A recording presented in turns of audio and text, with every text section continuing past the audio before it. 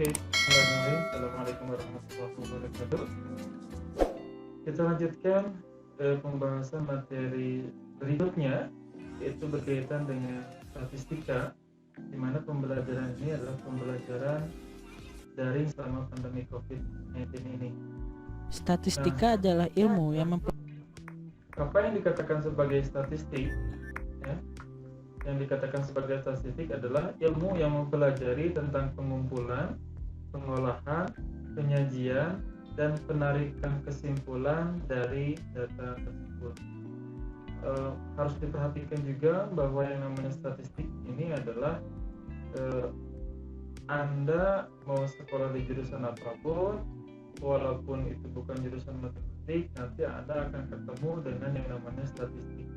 Jadi statistik adalah salah satu metode untuk pengujian penelitian. Jadi sangat bermanfaat sekali. Nah, misalkan karena tadi statistik adalah pengumpulan, pengolahan, penyajian, dan pendapat kesimpulan. Misalkan ada 10 ekor marmut dengan berat badan sebagai berikut ya. Ada yang 58 ons, 70, ya berapa? 48, 60 sampai dengan 72 sampai terakhir ada 57 ons. Nah, berat badan marmut ini dikatakan sebagai datum. Sedangkan hasil seluruh penimbangan dari 10 ekor marmut ini dikatakan sebagai data. Jadi datanya ini data dari 10 ekor marmut ya.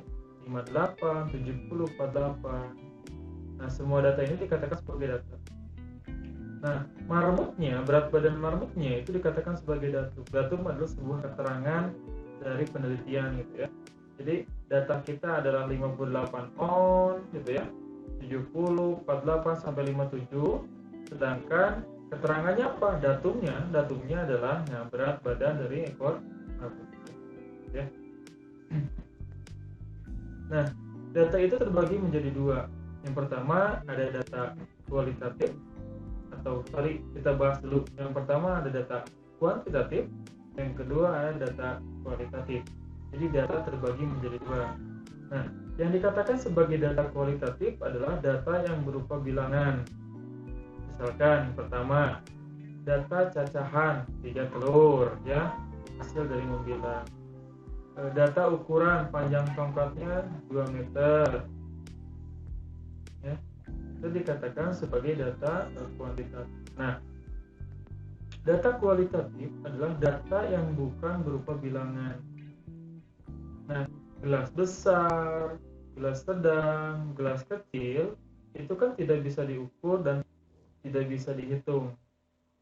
Ya, maka dikatakan sebagai data kualitatif. Kalau keterangannya gini, 3 buah gelas, maka jadi kuantitatif. Kalau di sini gelas besar, gelas sedang, dan gelas kecil bukan menunjukkan sebuah nilai, maka dikatakan sebagai data kualitatif. Selanjutnya adalah populasi dan sampel. Ya. Nah, di sini ada beberapa sekolah yang kita namakan, misalkan dari sini dulu, biar agak terlihat. Ini adalah populasi. Jadi sekolah A sampai dengan sekolah N dikatakan sebagai populasi. Dan sampelnya kita ambil 3 dari keseluruhan itu. Misalkan SMA A, SMA D, dan SMA I. Itu merupakan sampel. Jadi di sini pun sudah terlihat bahwa perbedaan antara populasi dengan sampel gitu ya. Populasi adalah data keseluruhan, sedangkan sampel adalah data dari beberapa populasi. 2 atau 3 diambil dari populasi dikatakan sebagai sampel. Dalam penyajiannya, data itu bisa kita olah dalam bentuk nilai tabel, ya, dalam tabel. Nah, ini datanya data distribusi frekuensi kelompok dikatakan. Kenapa kelompok? Nah, di sini ada nilai ujian antara 0 sampai dengan 2 ada 5 orang. Ketika nilai 1 pun masuk di sini, ya. Sini ada nilai 2,1 sampai dengan 4.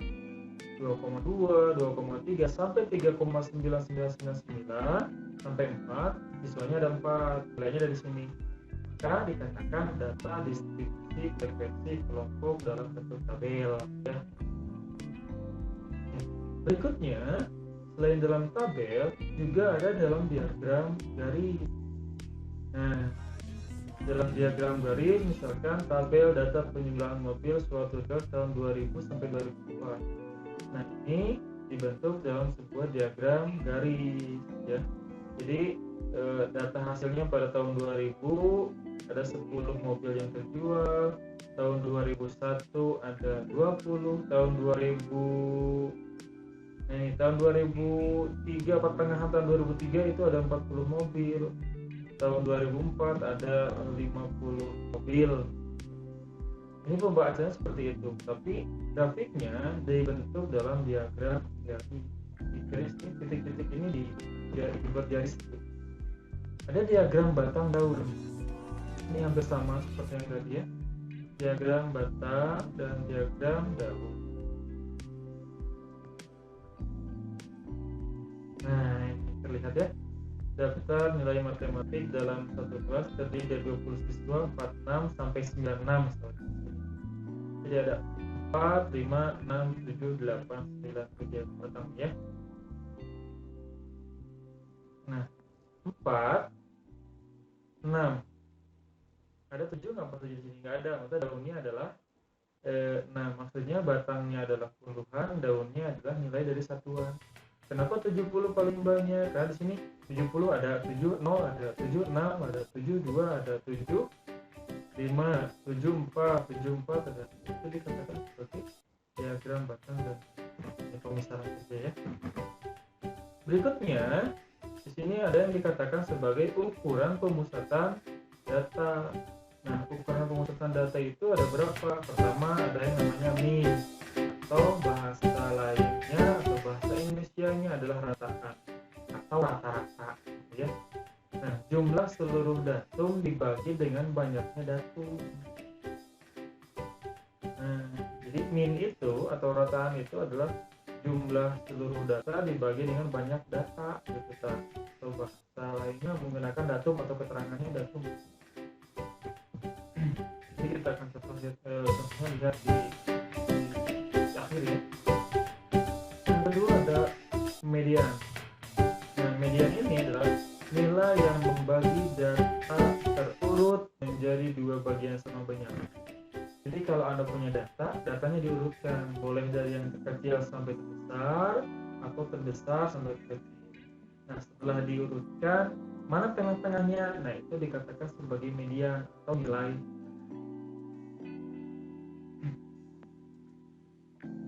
Ya, datanya misalkan ganjil, berarti kalau ganjil tinggal xn ditambah 1 dibagi dengan 2.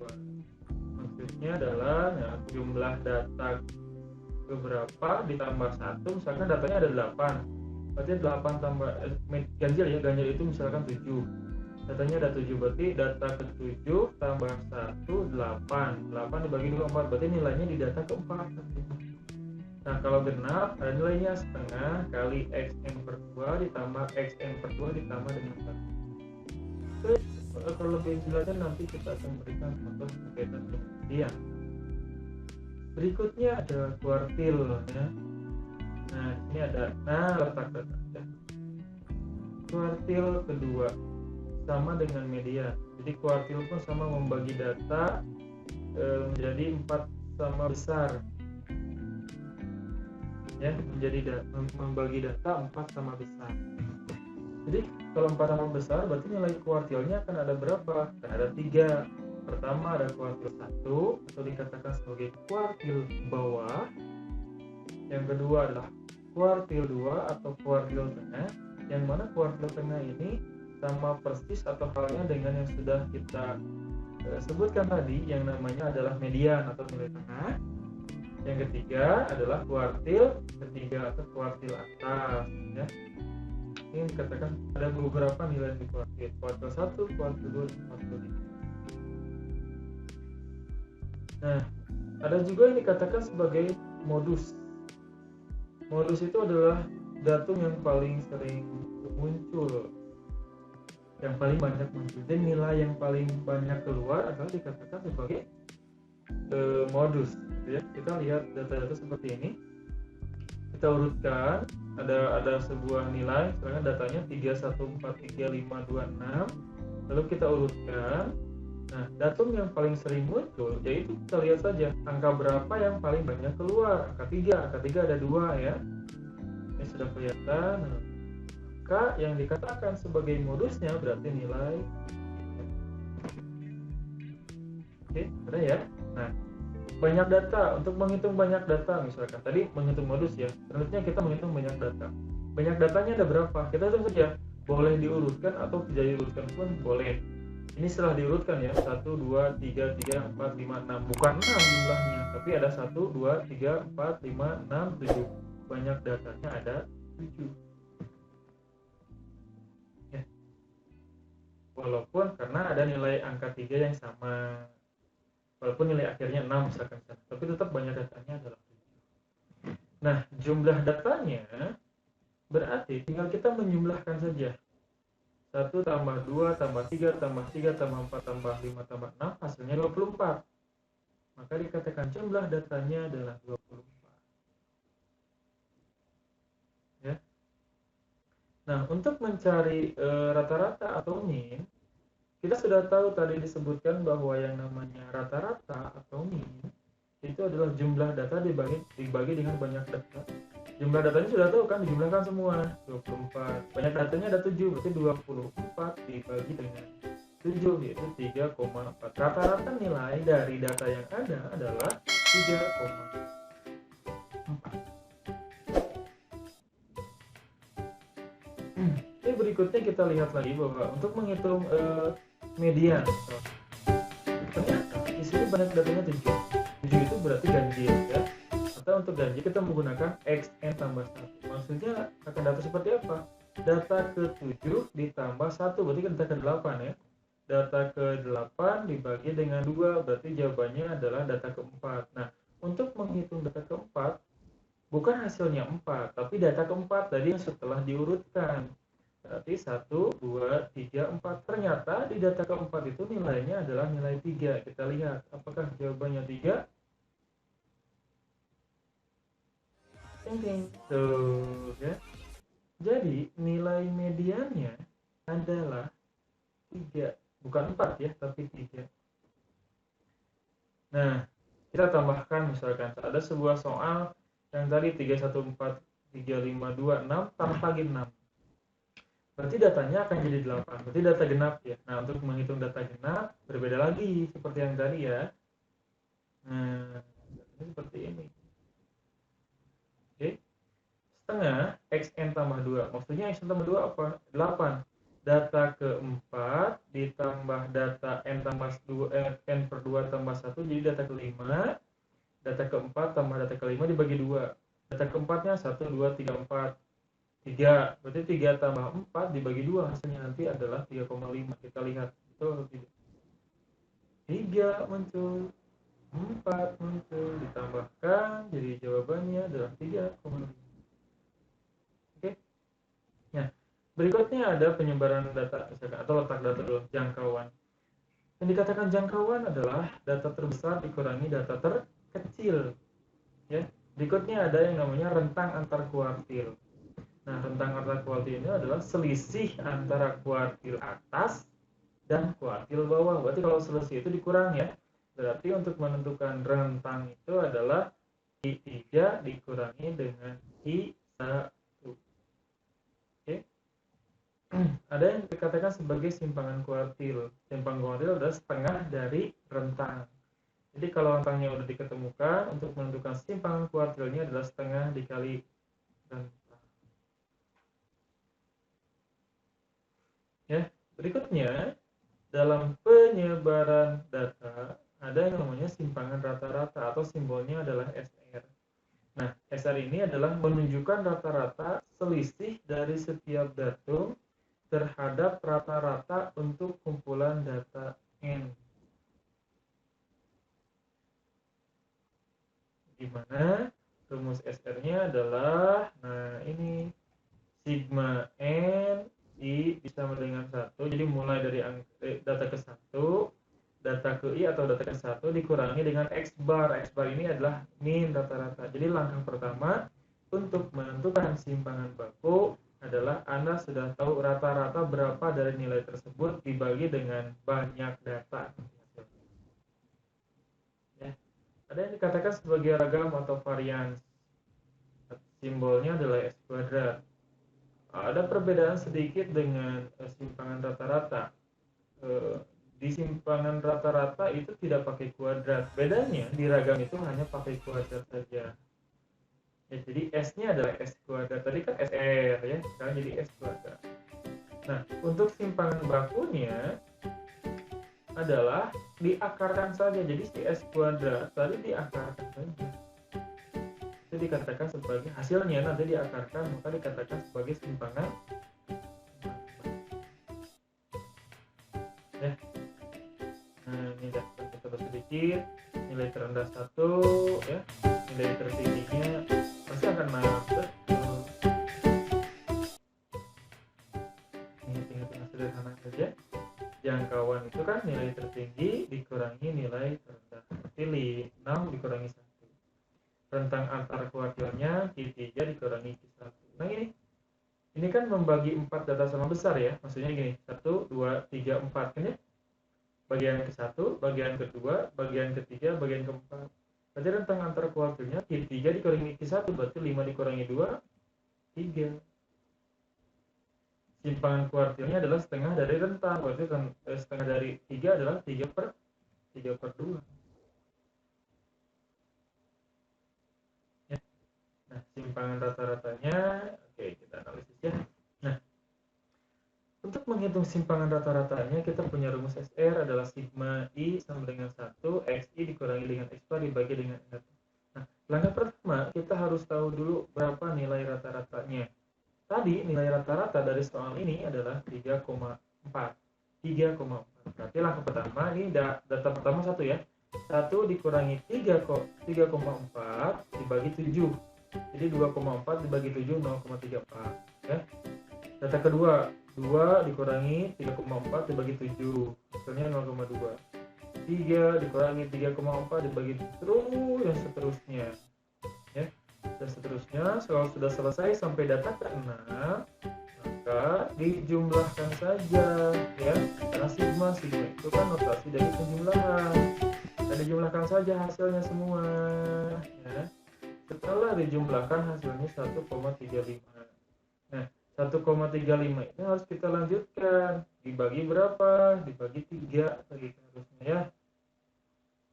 Oke, kita lihat. Nah, 1,53 dibagi harusnya nanti dibagi dengan 6. Jadi 1,35 dibagi 6 itu simpangan rata. Jadi belum selesai ya. Nah, lalu ada yang dikatakan sebagai ragam atau varian. Sama saja, cuma tadi hasilnya dikuadratkan. 1 kurang 3,4 bagi 7 dikuadratkan. Dikuadratkan dibagi 7 gitu ya. Oke, kita analisis dulu sini. Langsung dibagi 7. Oh, ternyata betul. Ini sudah dibagi 7. Kalau sudah dibagi 7 berarti simpangan rata-ratanya tidak usah dibagi 7 ya, karena sudah dibagi 7 di sini semua. Kalau sudah dibagi 7 ya, ini kan per 7 berarti sudah dihitung ya, berarti betul simpangan rata-ratanya adalah 1,35. Jadi bukan harus dibagi 7 ya tadi, revisi yang tadi ya, karena langsung dibagi 7. Nah, yang ini pun sama, karena langsung dibagi 7 maka tinggal dihitung saja, 1 kurang 3,4 bagi 7 dan sebagainya, seterusnya sampai data ke-6 kita hitung. Ternyata ketika sudah dihitung hasilnya 2,53. Ya udah ya. Nah, itu materi-materi yang bisa disampaikan pada kesempatan hari ini. Mudah-mudahan bermanfaat materi yang disampaikan ini hanya sebatas pengenalan. Nanti akan ada hal-hal yang bisa kita bahas lagi dari statistik, baik itu mulai dari menentukan sebuah data menjadi kelompok, menentukan sebuah min, median, modus, ya, kelompok. Ini baru data tunggal ya. Simpangan baku, ragam, ya, simpangan rata-rata dari data-data berdistribusi frekuensi kelompok. Ini baru data-data tunggal. Nah, interaktifnya ada seperti ini. Ini bisa kita main-main, tekan 7 ya, 8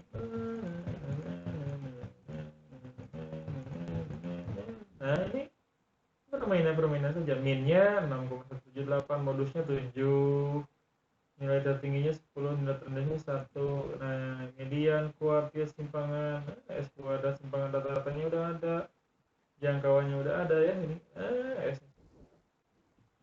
Oke, itu saja yang bisa disampaikan pada kesempatan hari ini. Kita ketemu lagi di pertemuan berikutnya. Mudah-mudahan bermanfaat. Terima kasih. Assalamualaikum warahmatullahi wabarakatuh.